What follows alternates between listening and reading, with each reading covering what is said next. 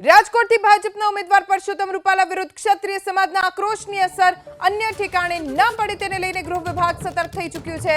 પ્રદેશ ભાજપના મુખ્યાલય ગાંધીનગરના કોબામાં કમલમ પર બંદોબસ્ત વધારી દેવામાં આવ્યો છે, કેમ કે ક્ષત્રિય સમાજની મહિલાઓએ ચીમકી પણ ઉચ્ચારી છે અને તેમની આક્રમકતા ક્યાંક વધતી પણ નજરે પડે છે।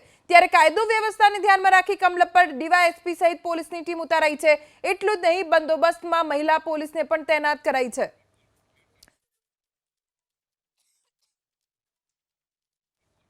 વધુ જાણકારી અમારા સંવાદદાતા વિપુલ બાલતા પાસેથી પ્રાપ્ત કરીશું।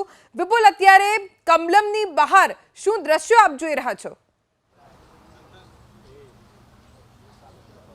જી, જે પ્રકારે કમલમ કાર્યાલય ખાતે સામાન્ય દિવસોમાં જે બંદોબસ્ત હોય છે તેના કરતાં વધુ પોલીસ બંદોબસ્ત જે છે તે કમલમ કાર્યાલય ખાતે જોવા મળી રહ્યો છે। ગાંધીનગરના કોબા ખાતે જે કમલમ કાર્યાલય આવ્યું છે ત્યાં આજે કોઈ હલચલ પણ નથી, કોઈ એવો મોટો કાર્યક્રમ પણ નથી, છતાં પણ આજે પોલીસ બંદોબસ્ત જે છે તે વધુ જોવા મળી રહ્યો છે। મહિલા પોલીસનો પણ અહીંયા બંદોબસ્ત ગોઠવાયો છે। ડીવાયએસપી કક્ષાના અધિકારી પણ કોબા કમલમ કાર્યાલય ખાતે હાલ હાજર છે। જે પ્રકારે પુરુષોત્તમ રૂપાલાનું જે નિવેદન છે અને તેને લઈને ક્ષત્રિય સમાજમાં જે વિરોધ ચાલી રહ્યો છે તે વિરોધને પગલે જે મહિલાઓએ ચીમકી ઉચ્ચારી છે તેને લઈને ગાંધીનગરના કોબા કાર્યાલય ખાતે હાલ ચુસ્ત બંદોબસ્ત ગોઠવી દેવામાં આવ્યો છે। કોઈ અનિચ્છનીય ઘટના ના બને તેને લઈને હાલ જે પોલીસ બંદોબસ્ત છે તે કમલમ ખાતે ગોઠવાયો છે। ગાંધીનગરના ડીવાયએસપી સહિતનો જે પોલીસ સ્ટાફ છે તે કમલમ કોબા ખાતે ગોઠવાઈ ગયો છે। જે ચીમકી ઉચ્ચારવામાં આવી છે અને તે ચીમકીને લઈને જ